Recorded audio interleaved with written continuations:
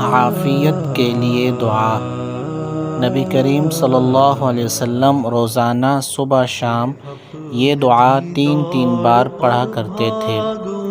اللہم عافنی فی بدنی، اللہم عافنی فی سمعی، اللہم عافنی فی بصری، لا الہ الا انت، اللہم انی اعوذ بک من الکفر والفقر، اللہم انی اعوذ بک من عذاب القبر، لا الہ الا انت۔